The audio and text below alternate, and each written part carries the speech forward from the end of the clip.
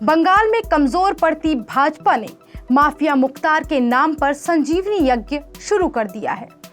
सोनार बांग्ला बनाने के नारे और 200 सीट जीतने के दावे के साथ बंगाल के चुनावी समर में उतरने वाली भाजपा के सारे विध्वंसक टोटके ममता बनर्जी के जादू के सामने बेअसर साबित होते जा रहे हैं।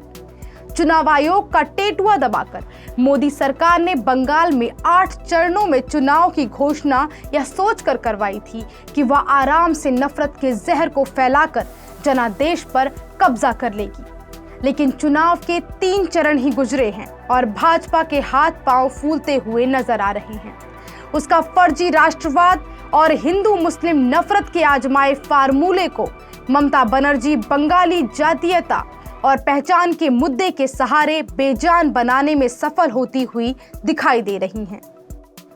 अपने स्वामी को संकट से घिरता हुआ देखकर संघ भाजपा के टुकड़ों पर पलने वाली गोदी मीडिया ने अब उत्तर प्रदेश के माफिया मुख्तार अंसारी के मसले को लेकर संजीवनी यज्ञ शुरू कर दिया है। गोदी मीडिया को उम्मीद है कि अतीत में जिस तरह कई बार वह अपने स्वामी का संकट मोचन करती रही है, शायद इस बार भी माहौल को बदलने में उसे सफलता मिल जाए। लेकिन इस बार वैसा कोई छल कामयाब होता नजर नहीं आ रहा। भाजपा की चुनावी रैलियों में लोगों ने आना बंद कर दिया है।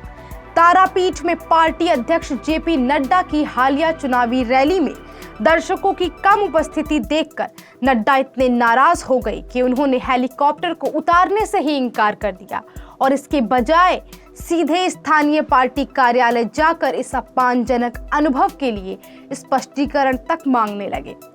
तृणमूल कांग्रेस के नेताओं और कार्यकर्ताओं को भाजपा में शामिल करने के मसले पर भी भाजपा को अपने ही लोगों के गुस्से का सामना करना पड़ रहा है, जो पार्टी के साथ उस समय भी साथ थे जब भाजपा कोई राजनीतिक शक्ति नहीं बन पाई थी। टीएमसी से निकले लोग प्रधानमंत्री मोदी के प्रेरणादायक नेतृत्व के तहत देश की सेवा करने के लिए भाजपा में नहीं आए हैं, बल्कि इस आशंका के चलते आए हैं कि कहीं ममता सत्ता कायम नहीं रख पाएंगी तो उनका क्या होगा। भाजपा के लिए ऐसे लोगों को समायोजित करने का अर्थ है कि उन्हें चुनाव लड़ने के लिए टिकट प्रदान करना होगा।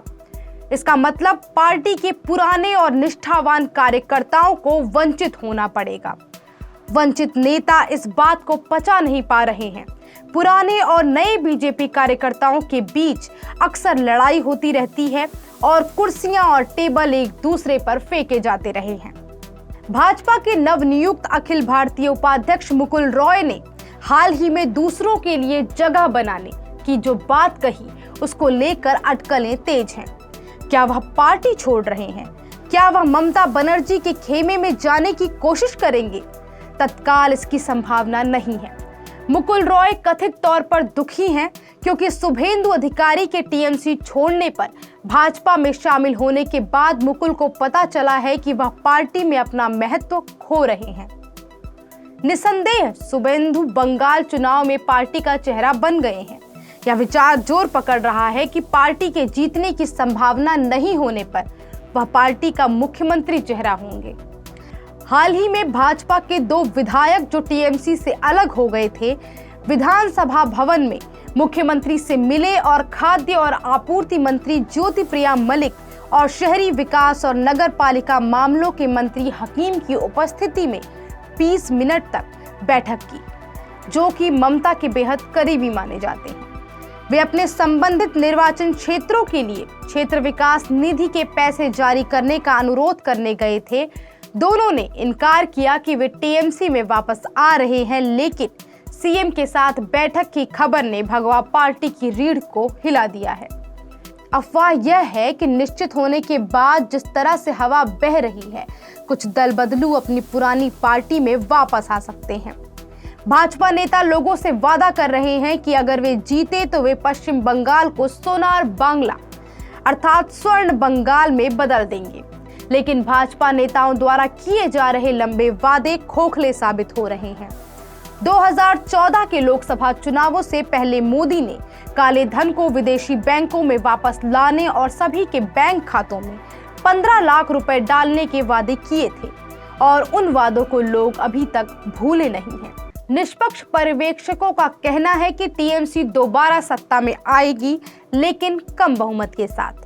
हालांकि टीएमसी द्वारा जीती गई सीटों की संख्या में जीत के मार्जिन के आधार पर हमेशा यह खतरा रहेगा कि नए चुने गए टीएमसी विधायकों में से कुछ की वफादारी को खरीदने की कोशिश की जाएगी। पैसा पहले से ही पानी की तरह बह रहा है, लेकिन यह उस वांछित प्रभाव का उत्पादन नहीं कर रहा है जिसकी भाजपा को उम्मीद थी। ममता बनर्जी अपने करिश्माई व्यक्तित्व के साथ आज भी जनसाधारण की उम्मीद है, विशेषकर ग्रामीण बंगाल जनता की। विशेषकर ग्रामीण बंगाल की जनता के लिए जो उनकी सामाजिक कल्याणकारी योजनाओं के सबसे बड़े लाभार्थी हैं। गोदी मीडिया की तरफ से नियमित रूप से कुछ नकली मुद्दे उछाले जाते हैं और ऐसे हर मुद्दे के जरिए मोदी सरकार के टुच्चेपन और अक्षमता को छिपाने की कोशिश की जाती है। मोदी सरकार अगर संविधान और लोकतंत्र को कुचलती है तो उसे भी गोदी मीडिया ऐतिहासिक उपलब्धि के तौर पर परोसती है। उत्तर प्रदेश के मुख्यमंत्री योगी आदित्यनाथ ने तो संघ के नफरती सिलेबस को जमीन पर उतारने की सौगंध खा रखी है, जो कानून व्यवस्था को ठेंगे पर रखते हुए अनगिनत लोगों को फर्जी मुठभेड़ों में मरवाकर अपनी पीठ ठोकते रहे हैं और गोदी मीडिया उनको असली हिंदू शेर के रूप में दुनिया के सामने पेश करती रही है। इस जुनून में आकर चुनावी फायदे के लिए वे मुख्तार को भी मरवा दें तो कोई अचरज की बात नहीं होगी। तब हिंदू शेर की जय जयकार से मतदाताओं को अभिभूत करने का सिलसिला शुरू होगा। भले ही देश के संविधान पर स्याही पुत जाए, संघी गिरोह और गोदी मीडिया को इसकी कोई परवाह नहीं है।